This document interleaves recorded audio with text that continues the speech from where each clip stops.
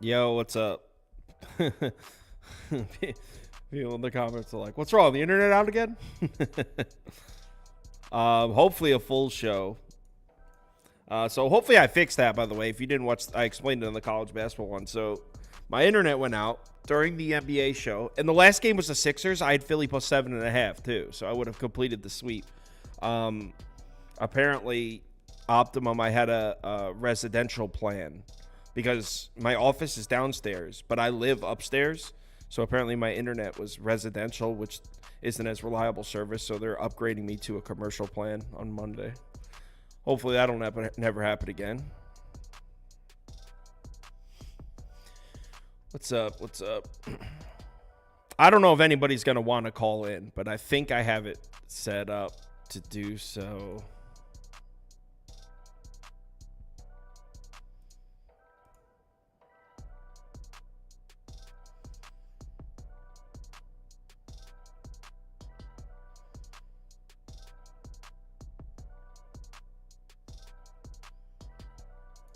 Like through disc or by either, I think.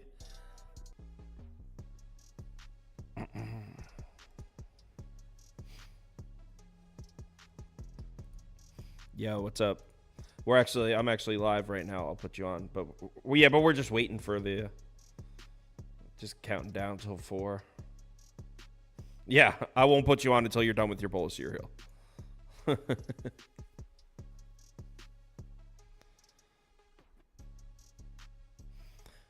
Well, you don't have to call in if you don't want, Azana. It's for people that want to call in and share their top bets. Maybe you're here to just get my picks, but there's other people that are in here that have their own picks they want to share.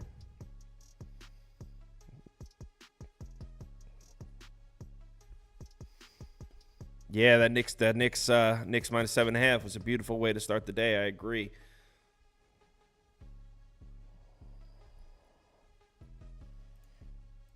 You took the over? I was considering an under. It went over, right? Oh my God! So the other bet I liked was Nets team total under 98. It would have hit.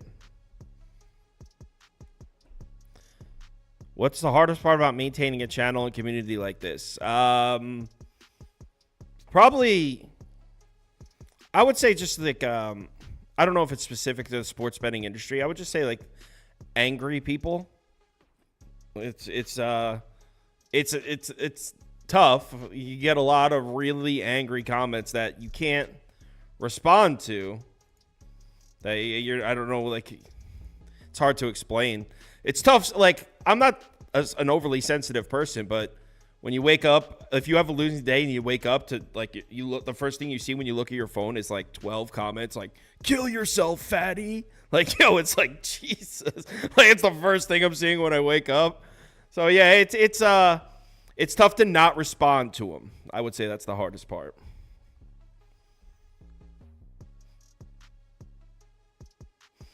But as far as the like the production and the graphics and stuff, I've gotten pretty good at it. And Prop Ever and Andy are here 5 days a week. They do a good job. They're coming along well, so they make it easier. We've got like a pretty good system as far as getting these graphics produced and ready. I mean, I think it's worth it. I wouldn't trade my career with anyone else's. I really enjoy what I do. I have a lot of fun doing it. So, yeah, I would say worth it. It depends on what you're passionate about, I guess.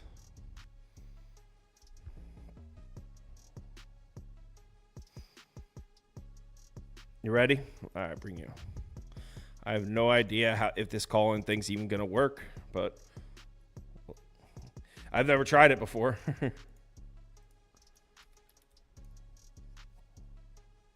Yeah, I mean, we both are in a way. Yeah. It would definitely work if I wasn't on, though, you think? No. I don't know if it would work either way. Okay. Gonzaga came back, 1-point game. Saw Kansas was up 6 a minute ago. Oh, Gonzaga would be so huge for me. I have Kansas. My bracket is so screwed though. I took Stanford. Yeah. I took Stanford also, but I took Kansas. I bet Kansas in this game.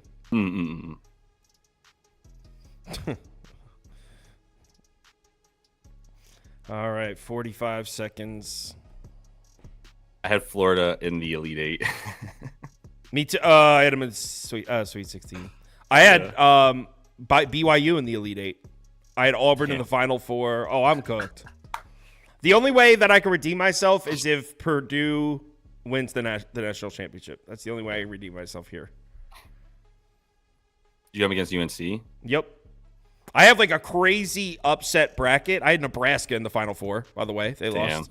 So, yeah, but that's the kind of thing where like your bracket can get crushed. If you get the championship right and pick the championship, all of a sudden you're the man. It doesn't matter how wrong you were elsewhere. Yep, totally. So until I lose one of my teams I have in the championship, I'd say I'm still in play. Still feeling good. So yeah, it is 4 p.m.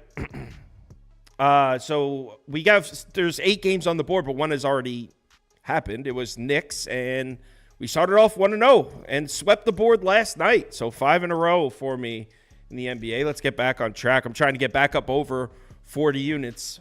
Back up over plus 40. I went up almost to 42, dropped all the way down to 35 and a half, and now I'm just over 37. So let's get back up over plus 40. Same, bro. Yeah, it's been a good year. So first up is Kings at Magic. We have the option. We have the option to call in. But when I said that, I thought I was going to be here by myself. So now that I have a guest, it's completely cool if you don't want to. You know, like you don't feel pressured to. It's just trying to carry a show yourself the whole time is hard. Yeah. Kings Magic in Orlando. There's a lot of people in the comments chirping about the Kings here. You want to go first on this one? Yeah, I mean, for me, the thing that I was trying to play for this game, it got bet down to 217, and it was at 215 last night. And when I saw that, I was like, if this goes down 2 more points, I'm going back to the over. Honestly, I think that's an overcorrection. But yeah, I mean, I can't take that. I am on the Kings at this spread at this point. I got it at 4.5. Is it down? Is it down again? 2.5. 2.5. Okay, I got it at 4.5, and that's where I really liked it. To be honest, I thought that gave me a lot of wiggle room and some live betting options in there as well. But I would still, it's still tough for me to bet against them in a situation where they should not win. Like, they shouldn't win. They just lost to the Wizards. Every time you think that they took the worst loss of the season, they just like hold my beer and they go ahead and get a worse loss than the last one that they took. And that was now the worst one. But like, they come back from these losses in a way that I'm like, all right, yeah, like you surprise me every time, even on a back-to-back. They surprised me with the way that they played in those games in the last like roughly 7 of them that they played. So that's kind of where I'm at. It's just really like, I think both these teams are going to get to the free throw line. I think they're both going to be hacking each other. They're both attacking the basket a ton as well. It's just at the end of the day, like while the Kings have had like the best defense in the league for like 5 games, playing decent competition as well, it's what they do on the road. But I still believe in this Magic defense way more than I believe in the Kings defense, like not even close. So that's why it's like it's a little bit sketchier for me at 2.5. But when I got the 4.5 last night, I loved it. Well, let me start by saying this is a spot that typically you'll see me with Sacramento under my face on this show. On the road, catching points against a good team. This is where I like to take the Kings. That being said, there's a couple things that I was having trouble with here. Kings on the season are 3-7 against the spread against top 5 defenses. They're much more successful against top 5 offenses. And look, is Orlando a top 5 defense? Probably not.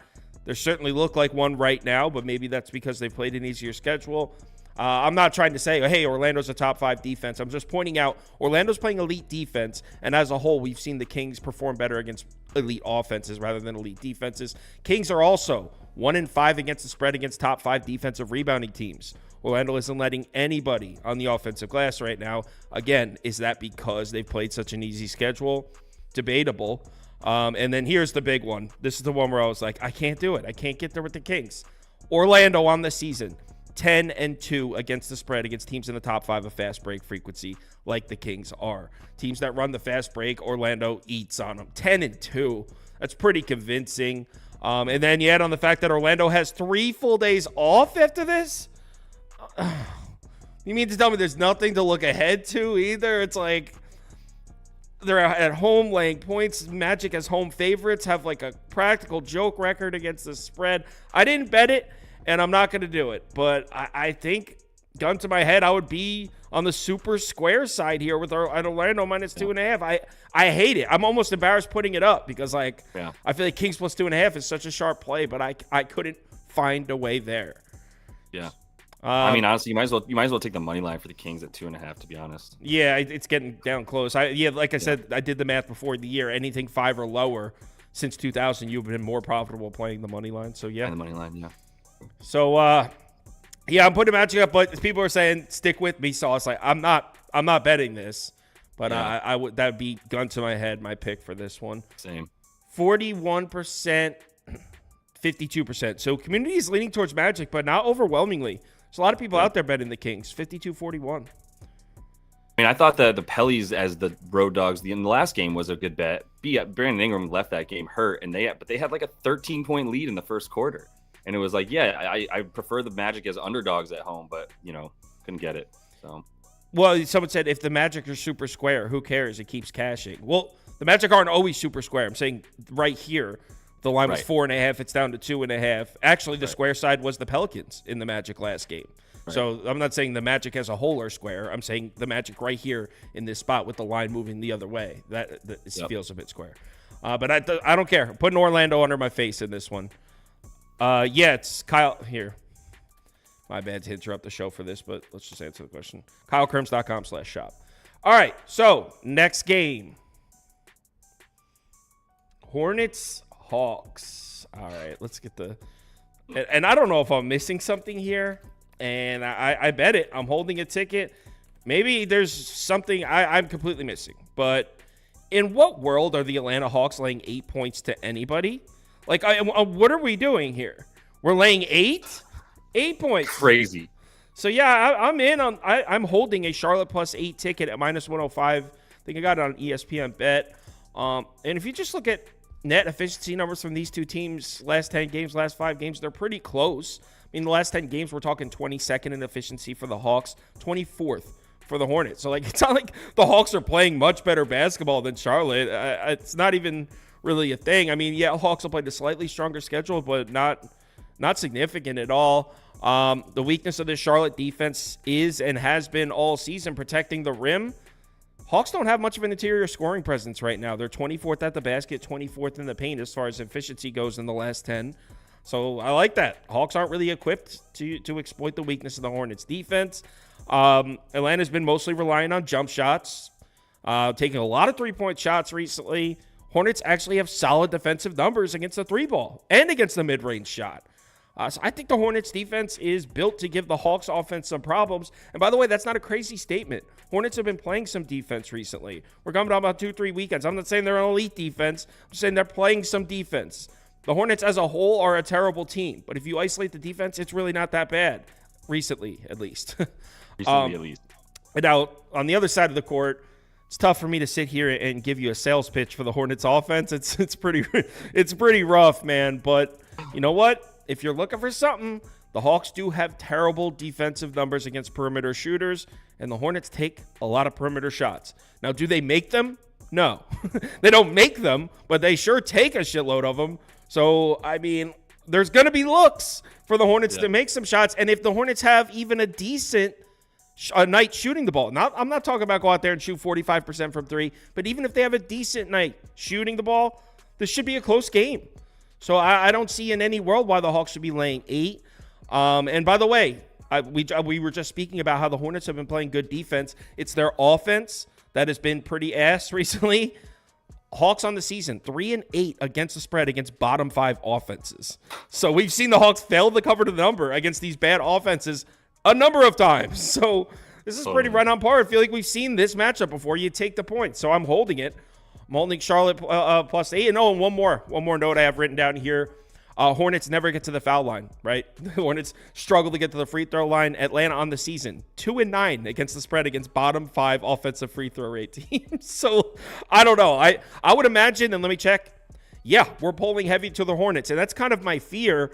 What am I missing? Is anybody on the Hawks that wants to share their handicap in the comments? Because are you on the Hawks, Josh? Or on the line. Yeah, like maybe if they could see. I don't even see the angle. If you blind handicap this game and I didn't know what the line was, I would have said I would add the Hawks at 3.5, 4. Yeah. Yeah, that sounds fair. It's less than 5. I'll tell you that. I think you're getting easy 4 points of value here if you take the Hornets. Like, that's not even a question to me.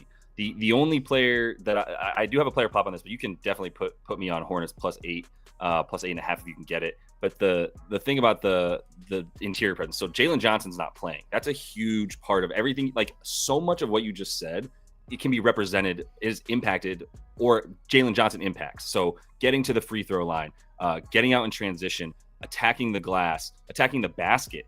All of those things are what Jalen Johnson does for this Atlanta Hawks team, and he's not out there, and it's that big of a difference. So now you're talking about Clint Capella being and DeJounte Murray is what you're talking about. And Okongwu's out again too. Okongwu's out again too. Okongwu. He came back, and then he's out again. Yep, precisely. And so that is what my bet is predicated on. I'm glad you said that as my segue to my favorite bet that I already hit too is Clint Capella as a player prop. I have him on a couple things there, and I hit him at over 23.5 points in rebounds, and I hit him at over 11.5 rebounds with a half a unit for plus money on that, or even money on the rebounds alone at 11.5. And I think we're seeing a line that is somewhere in between where it would be if Okongwu was playing and where it should be, right? Like, I think like 12.5 is a much better rebound line and more accurate without Okongwu in the game against this Hornets interior defense, which doesn't exist. And I think for the points and rebounds, it's a slow game, which allows Clint Capella to lumber his butt down the court from baseline to baseline, rather than being worried that, like, I hate taking Clint Capella when they play the Pacers, for instance, right? With everybody in, because then Clint Capella's not involved in the action. Like, he's either getting rebounds or he's not involved at all. And so now he's involved on the offense more because he's going to run that pick and roll with DJ Murray. And he's also going to be the dude who's attacking the offensive glass, which will be available against this Hornets team, right? In terms of getting offensive rebounds, they're a bottom team. The Hawks are a jump shooting team now, but they're awful. Especially when Bogey doesn't play, they're not good, which I think he's playing this one. But losing Sadiq Bey was huge for their jump shooting. So at this point, they're just relying on missing those shots and getting offensive rebounds and putting them back if they can. That's going to be what Clint Capella does. He should be at about 28, 30 minutes in this one, like he's been playing without Okongwu. And I like the value that we get because Okongwu comes in, took away, but he had 16 rebound chances a game with Okongwu in the last 2. The previous 5 games without Okongwu, he was at 22 rebound chances per game. It's a direct correlation, right, of him being down there and getting those boards, especially with Jalen Johnson out. Nobody's setting foot in the paint for this Hawks team outside of him. So the matchup sets up for him to like it. But to your point, as you will consistently say, in what world do the Hawks deserve to be favored by 8 against literally anybody in the league, right? Anybody. Yeah. And okay, so I do have somebody that came in on the Hawks, and he said Charlotte's 12-23 as road dogs. All right, well, let's look up the Hawks as home favorites. I'm not. They're 9-15, which is about the same winning percentage. So it's not really. I appreciate someone coming in and taking the other side, but that's the same winning percentage as the Hawks have as home favorites. Yeah. So. And in those games, where are they at in terms of they're winning by 1.8 points per game. Yeah. I got someone saying this game is trash. I think it's time to move on. Yes. Good call. But I did bet that. I am holding a Hornets +8 ticket guilty. There's a grosser game on this slate, by the way. Someone's saying, where's Capella over 11.5 rebounds at +100? Do you have a book for that? I had that on DraftKings, but that was the opening line, so that's why I took it last night. It was in my video from last night. I should have checked that before this one. My bad. No, that's cool. If he's up at 12.5, I'm off it. If it's at 11.5 for like anything worse than -120, I'm also off it. Yeah, I mean it's especially in your world, the prop markets, trying to update the lines for content. It's a nightmare. I mean, I do it about an hour before the show starts, and I don't even check back because I'll drive myself crazy. Be like, how about now? How about now? They still right? How about now? It's nuts. So totally. Let's move on to the next game, which is Utah Houston. I know some people in the Discord wanted me to. They were like, Jazz? We're taking the Jazz? I know some people wanted to take the Jazz. I actually would lean the other way here. I'm not betting this, but I can't believe I'm even saying this. I would actually lean Houston minus the 11. And you guys know I like betting on this Jazz team, but there's some things that are all right. So here's why I would get to the Rockets. So first of all, is John Collins still questionable? I literally just went to look. There's no update on John Collins yet. Okay, so that's exactly where you start, 100%. If John Collins doesn't play, and this might be true if he plays also, but if John Collins doesn't play, Houston should have the rebounding edge on both sides of the floor. And this is a Jazz team that's been reliant on winning the rebounding battle all year. That's pretty much the only thing that you can hang your hat on the Jazz being good at night in, night out all season is rebounding. And if Collins doesn't play, Houston's going to have the rebounding edge on both sides of the floor. This Houston team, this new Houston Rockets team, which, by the way, throw everything you know out. Don't say it. Everything you know, everything you think you know about the Rockets over the course of the season, just throw it out. Because this is a brand new team. They're playing completely differently. Houston. I thought you were going to say they're better with Alper and Şengün. No. They're just different. They're just different. Well, right. I don't even know if necessarily we could say it's because of Şengün. I'm just saying recently the Rockets look a lot different. That's all I'm saying. Agreed. They're shooting a lot of threes. Houston, 4th and above the break 3 frequency. This team is launching from outside. The Utah Jazz, as we know, terrible 3-point defense. And on the season, they are 2-8 against the number against top 5 3-point frequency teams. So not even teams that make them. Teams that take a lot of them, 2-8 against the number against them. This is a big one, too. This is a crazy trend I found. So check this out. Utah, another team that doesn't get to the free throw line, right? Utah has trouble drawing fouls, especially without Lauri Markkanen. Houston on the season, 12-2-1 against the spread against bottom 5 offenses in free throw rate. So against teams, I guess because Houston always has problems fouling people. Oh, yeah. Yeah, they're always towards the back. That's a problem of theirs. So when they play these offenses that don't get to the free throw line, 12-2-1 against the number. So that's a huge angle. Huge angle for the Rockets there. And also that's in the bottom 5 in free throw rate. They're 18-6-1 against the spread against the bottom 10 in offensive free throw rate. So huge. Look, Utah hasn't been taking many threes. Right. So the Utah Jazz used to take a lot of threes. The old Utah Jazz have actually been taking a ton of mid-range shots. 32% of Utah's shot attempts in the last 5 games have come from the short mid-range shot, 8 to 12 feet. That's the most in the NBA by far. 32%. Almost a third of this team's shots is coming 8 to 12 feet. Rockets against the mid-range shooting teams, 10-2-1 against the spread, against teams whose primary shot is the mid-range shot. So everything points towards Houston here. Not to mention they look great right now. I don't even think the Bulls played poorly the other night. I had Bulls +4. I don't even think the Bulls played poorly. The Rockets were just better. So this is the only way I'd go here. I don't have a ticket. If Josh is about to hop on and say the same thing, maybe I buy in on the Rockets, but laying 11 with Houston, it just sounds crazy. So this is Houston or pass for me. I feel that. The reason that I would take Houston, I actually am on the over in this game. I'm on over 228.5, and the reason that you would take the Rockets just as much as anything is the fact that the Rockets have proclaimed that they're trying, both in like verbally and with how they're playing and who they're playing. Right, they're trying to make the playoffs and play in. Ime Udoka is not here to like find draft picks or anything. He's got his team, and they're not. Yeah. Anyway, that's my point there. The Jazz could not be obviously more tanking. Might be ill-advised, to be honest, because like why did you wait this long to tank? You don't get a good draft pick. It makes no sense. The second year in a row, this nonsense. But that's where it's at. I would be surprised if John Collins plays. He's still recovering from Ant Edwards dunking his soul out of him in that one, the dunk of the year, basically. So like I don't know why he would play, but to your point, if he does play, or even if he does play, like the rebounding edge goes to Houston to me, and they haven't necessarily been crashing the boards on offense quite as much, although they're good at it. But they've been playing real bad competition. It's a little bit tough for me to just be like, okay, yeah, -11, because Utah's gonna probably be as good, if not better, than a lot of the teams that they played in this like 7-game win streak, where I guess Sac was the best team they played. If Chicago, Bulls, give the Bulls some props. The Bulls have been all right. Yeah, Chicago's on. The Bulls are better than the Jazz. You got to say that.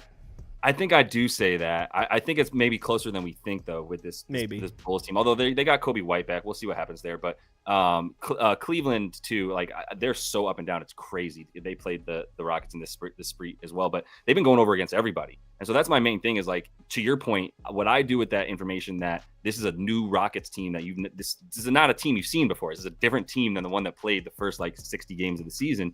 What I do with that is go, well, they're third in pace, and they're gonna keep playing this way with Amin Thompson and Jalen Green just pushing the tempo all the time. Even the dudes that are in on their bench are coming in and playing extremely fast, which has been the case for them all season. If Cam Whitmore was in there, I'd be like, yeah, not even a question to the over. But I'm going to keep going with that. The Jazz are just awful on defense in every way, shape, or form, and have continued to be. Walker Kessler, maybe he's being used wrong, but he hasn't had the defensive impact that you would have expected before the season in that sense. And the Rockets they're doing two things. They're taking it to you at the rim and in transition, and they're pulling up from three above the break a lot. And that's going to be what they do with Jalen Green and Fred VanVleet. Plus now they've got Ahmed Thompson down there in the dunker spot. They look really, really nice in that sense. And I don't expect them to stop trying. Like Jalen Green said, I don't want to be a good stats, bad guy team. I'm trying to make the playoffs in my fourth season in the NBA. They have a realistic shot too. They totally do. The Dubs are terrible. Yeah. So yeah, I'm with that. Yeah.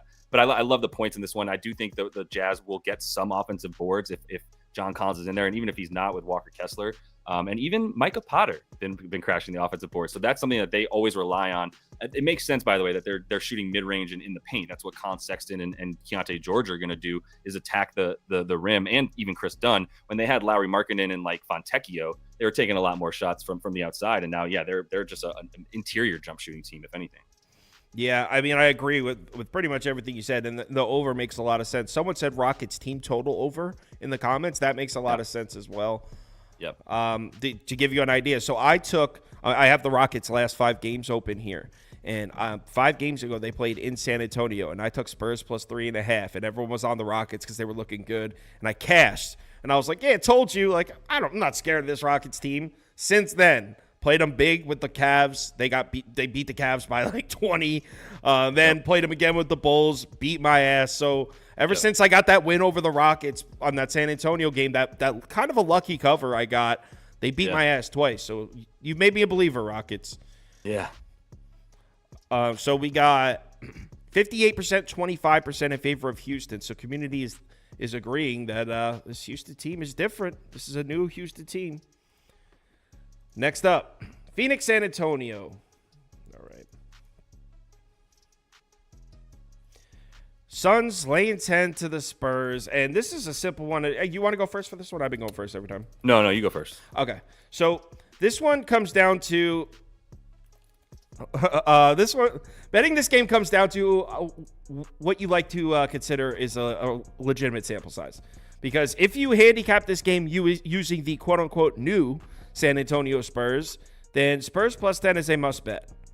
But it's only 5 games, and they haven't had the toughest competition. So this is, first of all, I didn't bet this game. This is the first of like one of those double headers. These two teams play in the same arena again on Monday. So we have Suns at Spurs now. We're going to see Suns at Spurs again on Monday night, and I don't like that at all. I hate how the NBA does that. But I just wrote a couple notes down. So if you use the new San Antonio Spurs, if you're using numbers from the last 5 games, last 10 games, short, small sample size, I mean, these two teams aren't that different. Efficiency, 14th to 20th. 14th Suns, 20th Spurs. They're both middle-of-the-road teams. Strength of schedule, 12th to 19th. I mean, Suns have played a slightly stronger schedule. Not really. Suns on the season. The Spurs are a top 5 defense right now. Again, if you use the last 5 games, they played a little bit of a weaker schedule, but they are 5th in overall defensive efficiency in the last 5. Phoenix just 2-8 against the spread against top 5 defenses. And if we pull out the spreadsheet here, there's angles you can find, but it all comes down to, like, is that enough of a sample size to put money down? And the ultimate answer for me was no. If the Suns didn't look so good in their last 2 games, I think I would be able to take the point. I mean, obviously the line would be lower if they didn't look so good, but I think I would be down to take like a San Antonio plus 7.5 if the Suns didn't look so good in their last 2 games. And I took Philly plus 9 against Phoenix 2 games back. Watched the pretty much 75% of the game. I missed the first quarter and watched the rest. That was the strongest I've seen the Suns play all year. Now the final score, they didn't like blow them out, but like there was effort on defense. They were playing great. I was like where the fuck was this when I was losing my Suns bets all year? Like where has this been? And I'm sitting there holding a Philly ticket. They still almost covered at the end of that. But yeah, I'm looking right here. I don't know if Josh could see my screen, but yeah, Suns are shooting 3-point shots a little bit recently, but we know the Suns all jump shooting. Spurs elite 3-point defense. Again, small sample size. So it comes down to how much you believe in sample size. If you're saying I'm calling bullshit on the Spurs, it's only been 5 or 6 games, so be it. This is a side I'd be on. I'm not betting it. Yeah, I'm with you. Like, you want to say that the loss to Milwaukee on a Sunday, it was like, I guess a week ago now, where they lost to Milwaukee. It was either Saturday or Sunday, whatever it was. And yeah, it was Sunday, and they lost 129-140 in that game, right, where they were at Milwaukee, and then they had 2 home games against what I'm going to call poo-poo teams in Atlanta and Philly. So, like you said, there's not enough of an edge because of the fact that, like, the Spurs have a small sample size of looking pretty good, even though they lost to Memphis last night, and the Suns have a very small sample size of looking really good against bad teams. So why do I think that the Suns turned it around? Like, if I was betting on anything, for sure it's plus 10.5 with this Spurs team on the back-to-back. I wanted to make sure I got that number right because I had it last night. Spurs on no rest this season. I'm pretty sure they didn't, when they played Wemby, which they've done in their last like 5 on no rest. They're actually pretty good.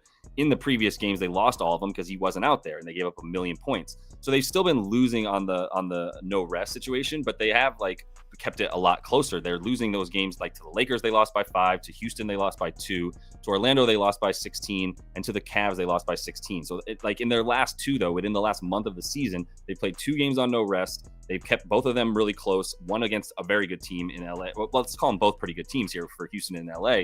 So that's the only real like measurement or trend or anything that I'm using in this game to just say, yeah, I didn't bet on San Antonio, but if I'm picking a side, it's that one. If I'm picking a total with Wemby in, everything goes slower for this team. But then at the same time, like the reason that there's no bet for me, once again, is that we're talking about Phoenix in the small sample size, but still bad defense, even against like bad offenses at times. So I don't trust either of these teams enough, but the trends that I would use would say plus 10.5 before anything. And something I want to point out, respond to a couple comments because I think people had some good questions here. So I'm going to pull up my spreadsheet on the thing here. So this is NBA Tools. All right, so 1 second. Let me see if I can make the screen a little less confusing. As far as player props in that game to filibuster while you're going, the thing I would be considering would be that Devin Booker assists in this one. And I know Modai, who couldn't make it on the show today, but Modai had over 28.5 PA for Kevin Durant. So I do think that it seems like he probably likes some points too if Kevin Durant's going to have a game. Yeah, he doesn't work weekends, apparently. All right, so here's Sun Spurs right here, right? Now, if you notice, in these columns, these are last 5 and last 10 right here. This is full season. So everything from here down, everything here is last 5, last 10. You notice everything starts to look green when you look at last 5, last 10 for the Spurs. But someone brought up the three-point shooting, Grayson Allen.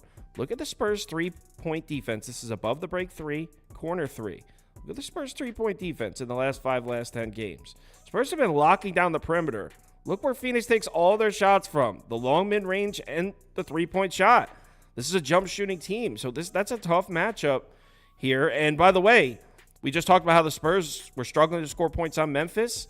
Memphis actually plays decent defense against jump shooters at times. I mean, whatever. Look at the Suns' defense against jump shooters. This is the long mid-range shot, the above the break 3, the corner 3. Look, this is terrible. These numbers are terrible. Yeah. Now the Spurs can't shoot for shit, but you can't tell me the opportunities are not going to be there for San Antonio. I do think Spurs plus 10.5 is going to cover, but yeah, I'm talking a big game and don't even have $1 on it. So I know.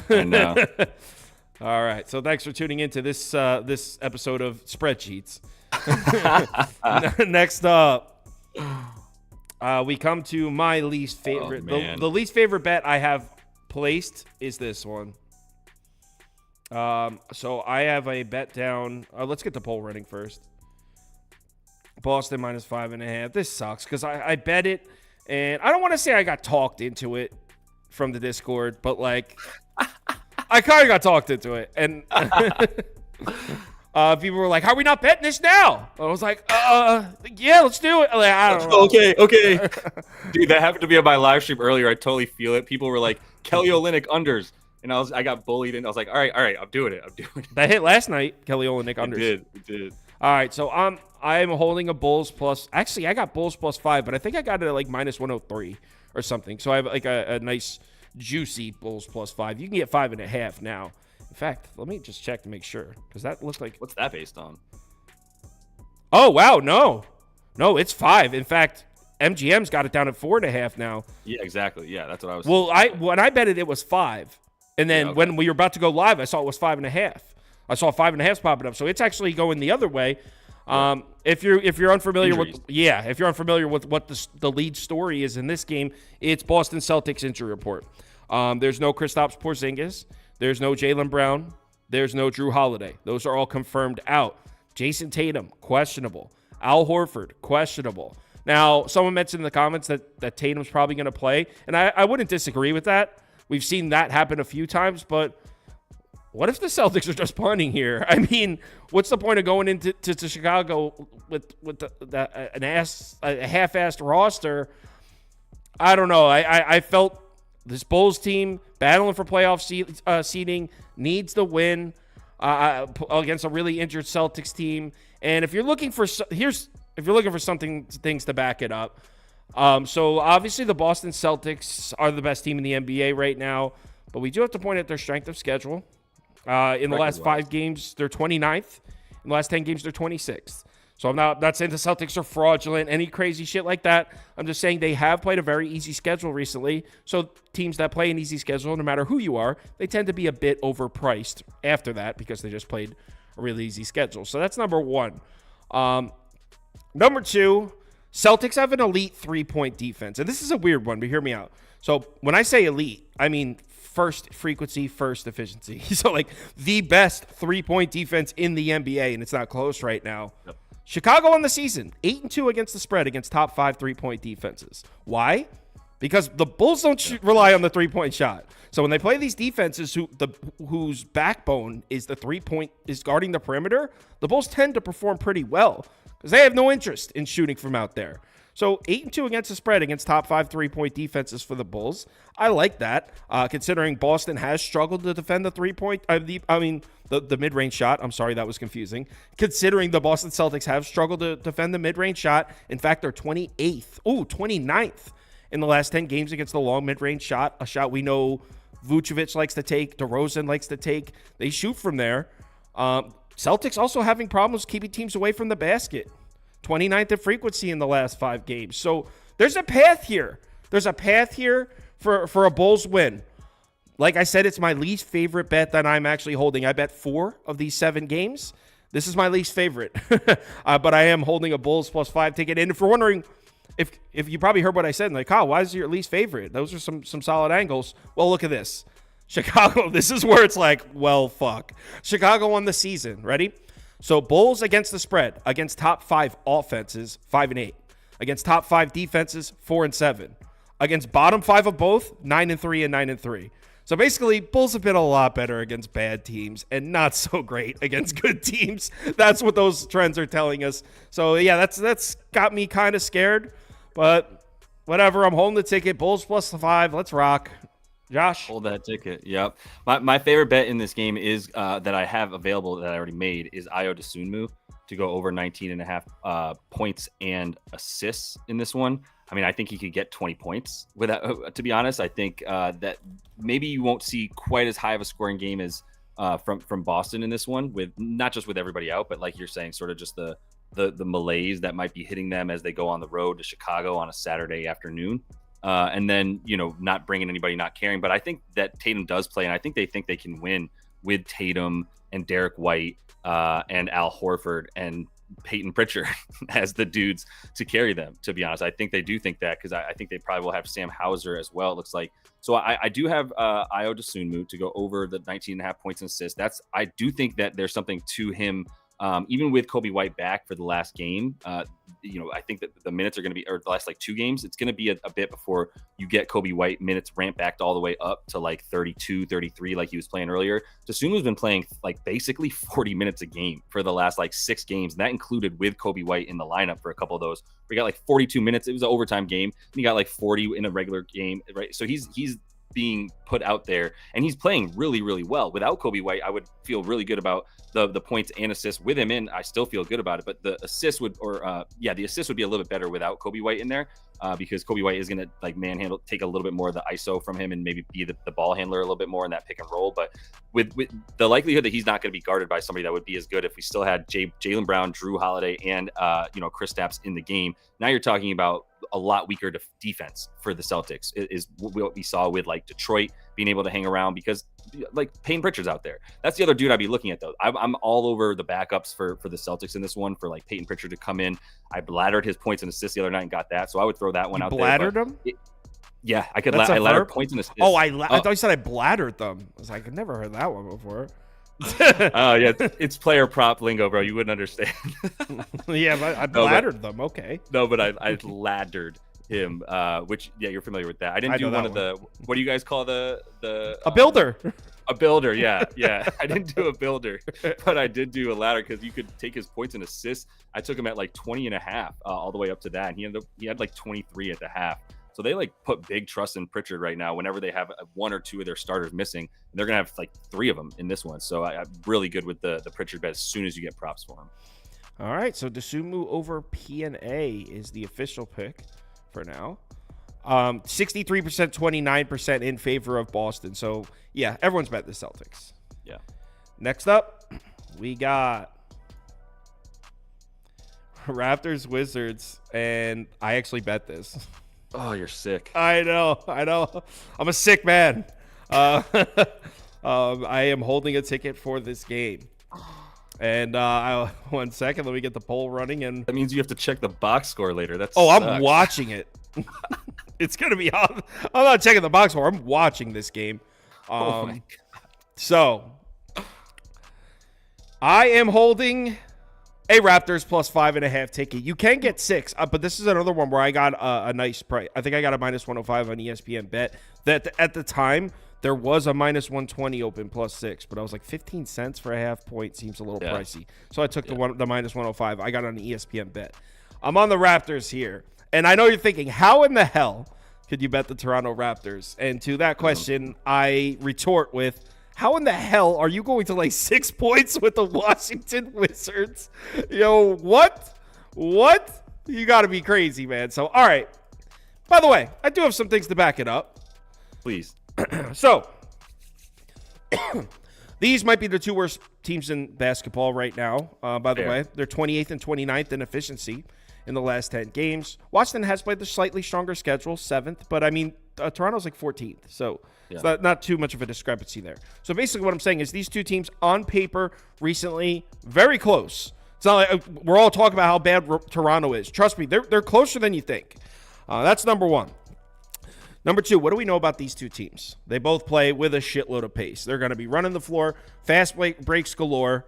Washington Wizards 6-3-1 against the spread, against top 5 in pace. Oh, nice, Washington. Raptors are 9-3. Against the spread against the top 5 in pace. So Toronto's played even better than Washington against other fast-paced teams. Raps are also 4-3 against the spread against the top 5 in fast break frequency. Also, what do the Washington Wizards like to do offensively? In fact, it's the only thing they do. Attack the rim. They run the fast break and they attack the rim. Raps on the season 6-4-1 against the spread against the top 5 in rim frequency. Teams that attack the rim, Raps are hitting it 60%. Now, again, you might be thinking all of these trends are bullshit, though, because this Raptors team is nothing like the Raptors team I've been racking up these stats all year. Fair. To that point, I say fair. But in the last 5 games, the Raps are 5th in rim frequency, so Toronto is attacking the rim. Wizards can't protect the basket. Raps are 2nd in fast break frequency. That's in the last 5 games. So this is the new look Raps team. Wizards can't defend the fast break. So I'm not going to sit here and talk about how good the Raptors are. But you're crazy if you think laying points with the Wizards is a profitable decision. No way. So, yeah, give me Toronto. I mean, you asked the question in retort to would you bet on Toronto? Why would you bet on Toronto? And you said, well, why would you bet on Washington? And the answer is I would do neither. Because but you have some value, and I get it. I actually have a pick here that, like I told you a minute ago, I got bullied into, which is under 12.5 rebounds and assists for Kelly Olynyk. And someday when we're on a more PG stream, I have a really good personal interaction story with Kelly Olynyk that I will tell another time when I could talk a little bit more explicitly. But the point of the under here, first of all, the Land Your Bet show has basically become the Fade Kelly Olynyk show for some reason. I cannot believe the amount of people that the first thing they say when they jump in my live stream is, we're going under for Kelly O tonight, right? Like how we fade Kelly tonight. It's just wild. And it's mostly because we took a bad beat on him where we had him to go under 7.5 boards. He had 4 going into the fourth quarter. And then in the last couple minutes, just played taps at the rim and got like 5 rebounds in 3 minutes and screwed us. And so we just kind of went on a tiff about that. And then we've been fading him ever since. And it's worked 3 times in a row. And I still think it's overinflated.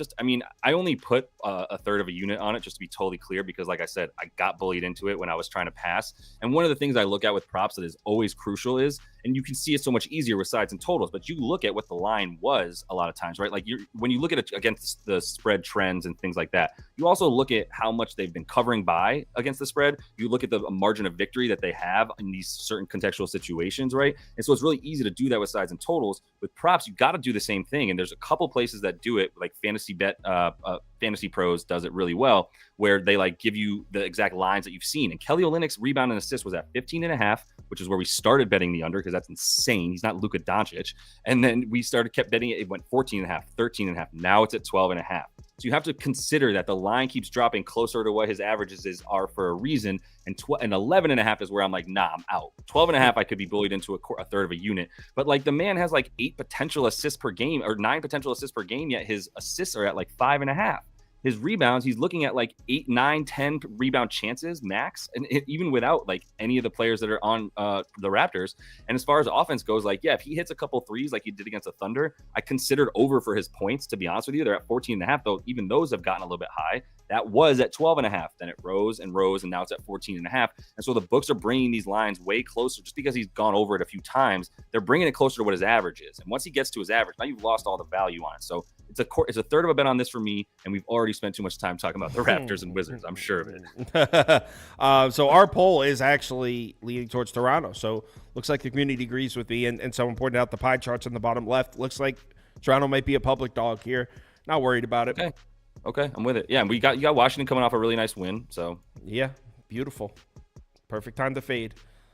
Now this last one, I believe while we were talking, Murray and Jokic got ruled out.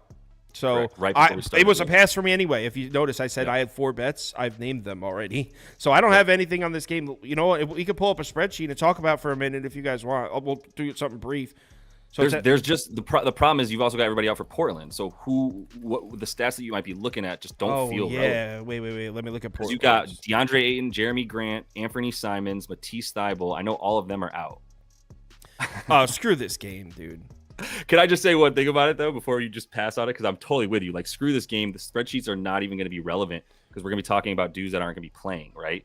But this is where we get the value on backups even more than that Boston game. And what I was saying, and what I've been saying since last night with the projection video I put out for this game, and it makes me so happy to, like, project something and then just watch it come true, which was I watched Anthony Simons leave that game last night against Portland against the Clippers and not come back and was like, oh, wait. Then I looked at the injury report for the Nuggets. They already had Joker and Murray listed on the questionable side, right? Which was like, okay, so they don't want these two dudes to play as much as they can help it. Now Anthony Simons is out. There's no threat because the Nuggets still need to win, but they don't need these because they want to get that first seed. But they don't need these two dudes to beat the backups on Portland or the starters for that matter. But once DeAndre Ayton and Jeremy Grant, all those dudes who were questionable last night for today, and as soon as they were listed doubtful or unlikely to play, 10 minutes later, Joker and Murray are listed as out for that game, right? So they were literally just waiting for the Portland injury report to announce that.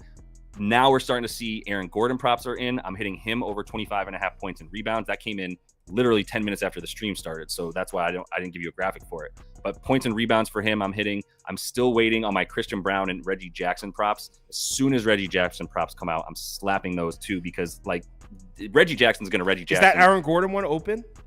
Yeah, that is open. Yeah, so that's at 25.5. 25 and a PNR? Yep, PNR. Which is a really good number. Well, how do you type PNR on Twitter? Is it P+R? I just do PR, honestly. People know what I'm talking about. Yeah. But you can do P/R. It's 25.5 for -104 because it's a bit high compared to his points and rebounds individually. But when you put them together, you get really good juice for -104. I could see a double-double coming in this game for him. He's going to be going up against, I don't know, I guess, who's the backup? Duop Reith is the backup center for this Portland Trailblazers team. So we're going to be seeing that. But as soon as you see like Reggie Jackson props, he puts up more shots than he should when Murray and Jokic are playing. when they're not playing. Remember that game where we saw him and DeAndre Jordan turn back the clock against the Clippers earlier this season and go for like a combined like 50 points and like all these assists? So that's what I'm looking for here is like Reggie Jackson, and even if DJ gets in, but Reggie Jackson, Christian Brown, those two dudes, as soon as they get in and you see props for them, those are the guys I'd be hitting. Points and assists for Reggie Jackson, points and rebounds for Christian Brown. That's where it's going to be at in this one for them against the backups for Portland. So that's where I'm looking at in this game. Oh, and Scoot Henderson. As soon as Anthony Simons is not in, Scoot Henderson, if he's at like 12, 13 and a half points on the prop or and the assist combined with like maybe 5 of them, those are all good numbers. I know I'm just throwing numbers without graphics at you guys, but it's backup time in the National Blowout Association today. And Big Mike pointed something out. I messed up. So I said I had 4 bets. One of them was the Knicks. So Big Mike went back and was like, I only have 3. My bad. So I have 3 more bets. It's the Hornets, the Bulls, and the Raptors. So I got the Knicks already. So we're off to a good start. Let's run through a community parlay real quick. Why not? I got you. All right. So Kings Magic, that poll was surprisingly. Oh, this poll, by the way, 52% of you actually did click Nuggets. So I think there's a good amount of people that still might be down to lay the 9.5 with Denver. Is it 9.5 now? Yeah, well, that's where it looks like it's settling. But I mean, if this news was just announced, like that could still be moving. Yeah, it could still go down, right? Great. Yeah. 14.5 is too much, but also with no 8 in, I don't know if I could really feel comfortable taking Portland either. No. There's March Madness on tonight. No need to force that. So we got Magic money line, Hornets money line, Jazz Rockets. What they take? They like the Rockets, so we'll do Rockets minus 11. Suns, Spurs. They like Spurs, so we'll do Spurs plus 10.5. All right, we're gonna go first and second from this poll. There's only 7 games, so we're only gonna do. Do you have one you want to put in yet? What's up? Did you just get 2 No, right we there? just started the poll. Okay, cool. Yeah, truth is here. I had thought about that. What we were gonna do? Check this out. So I'm adding another staff member over the summer probably, and what it's gonna be is I'm glad you brought that up. So Modai said no, by the way, to that comment. Modai, he's with his girlfriend or his fiance. So check this out. He's saying about that at the end of the night there should be a recap, talk about wins and losses, and I completely agree. I agree too. We're doing it. This is gonna be sick. Press conference style. We're like, I have a green screen, so you sit in front of it and like reporters ask you questions about your bets. It's gonna be sick. But I need currently we're like really strung out thin, so I need one more person. I'm looking to hire a more of a tech guy. The people I hired are awesome, but they're like they want to be sports personalities. Andy and Prop Beaver. I need somebody who's like just graphics. That's what I'm looking for. So that'll be over the summer, and then once I have another desk set up here, I could be able to allocate a little more time towards fun stuff like that. Also, I think recaps are important. It's important to point out where not just bets you won and lost, but where you were right and wrong, because sometimes the two aren't correlated. Right. 100%. Yeah, and it's important to figure out as far as moving forward. Like, hey, I lost this bet, but you know what? If I watch that game and look at the box score here, I was right. My handicap was right. I just got unlucky. So it's important to point that out, and then vice versa. Sometimes you win a bet and you're like, dude, I was wrong. I won, but I was wrong. So. Recap show will be. I think it's helpful for the future stuff, right? Like you take those notes down and you go, okay, I lost this bet, but if anything, now I'm eyeing it. The next time that they get a line for this team, they're going to get value because they should have won and they didn't, or whatever, right? And so now that's going to be inflated in the line in my favor moving forward, right? Yeah, absolutely, and it's not just it's fun. It'll be funny because we do things that it's kind of funny, but it'll be helpful as well. And no, it has to be somebody that can work here in the office. Yeah. It's right. The remote always turns off. Anyway, the first 2 legs are. Come on now. Waiting for them results. You took some spreads here instead of the money lines, right? Well, I've been doing it double digits. It's the spread instead of the money line. So that's why there was Hornets money line, because they're single digits. So we have Magic money line and Rockets minus 11 as the first 2. And then Magic money line. And Rockets plus 10. Rockets minus 11. Oh, I'll take Rockets plus 10. Rockets minus 11. Yeah, my bad. I was thinking about the Spurs for a minute.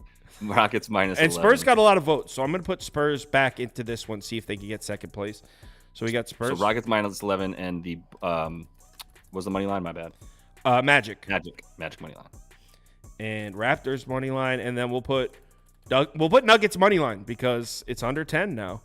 And while they're making this second vote, Josh, you want to tell them where they can check out your stuff? I'm sure a lot of them already know who you are. Yeah, for sure. Just on YouTube, it's Land Your Bets. That's going to be the channel, doing a video each night the night before or early morning night day of, and then a live stream at 2:30 p.m. Eastern on the weekdays there. And then take your bets, and then you come into, if you want to throw some bets in there in the comments, and we go through those together on the live stream, go over that, and kind of go over the process and all that. And then and then the move forward with that. So if you want to follow along on YouTube, it's Land Your Bets. If you want to follow along on Twitter and everywhere else, it's also just Land Your Bets. So appreciate it though. Judging by the comments, I guess Gonzaga just took a lead. Oh, it's a 7-point game. These comments make it. I was like, Kansas plus 4. I got 4.5. Kansas plus 4.5 is dead. I'm a basket away from covering. Nice. All right. So Spurs and Celtics are the last two. So we got. Ooh, I took off the screen. So the final community parlays: Magic money line, Rockets minus 11, Spurs plus 10.5. Okay. Celtics money line. Celtics money line. Ooh, this is a tough one. I'm gonna say. Why is this not giving me my parlay odds? I'm gonna say plus 828. It's not giving me any parlay odds. What's the issue here? I'm pulling up FanDuel. I just tried to do it on FanDuel. Also, the line on FanDuel is 10, not 10.5 for the Spurs. Fine. But I mean, all right, I'm gonna look on DraftKings real quick. So minus 135. Yeah, this is giving me my parlay odds for some reason. Whoa. All right. Okay, go ahead. Rockets minus 11. Oh, I was so close. What's the fourth one? Spurs plus 10. No, my bad. Celtics, Magic. Got that. Got both them. Rockets, Spurs. Yeah. I got my bad. Spurs. Go ahead. What do you have? Plus 805. My guess was 828. Nice. I got 816 on DraftKings. Dude, I'm a sniper with that. for the ridiculous parlays. Guessing the odds. Magic money line, Rockets minus 11, Spurs plus 10.5, Celtics money line. That is a plus 805 payout for the community parlay. Thanks everyone for listening. Tomorrow, we'll do the March Madness show in the morning for sure. What's the NBA show tomorrow? I haven't been doing an NBA show on Sundays, but I actually don't have. There's 2 3 p.m. games. All right, so what I'm going to try to do is I'm going to try to do an NBA show at 1 p.m. tomorrow, Eastern time. But I'll let you know on the March Madness. So if I'm able to, Sundays are tough because I almost feel bad asking people to come on as guests. So we'll see. But yeah, I'll shoot for Sunday 1 p.m. for tomorrow, and then March Madness show 11 a.m. same as today. Everyone have a good one. Remember to bet responsibly tonight, and I'll be in the Discord. Yeah, give me about a half hour. Just got to do a couple of things, and I'll be in the Discord if you need me. Later.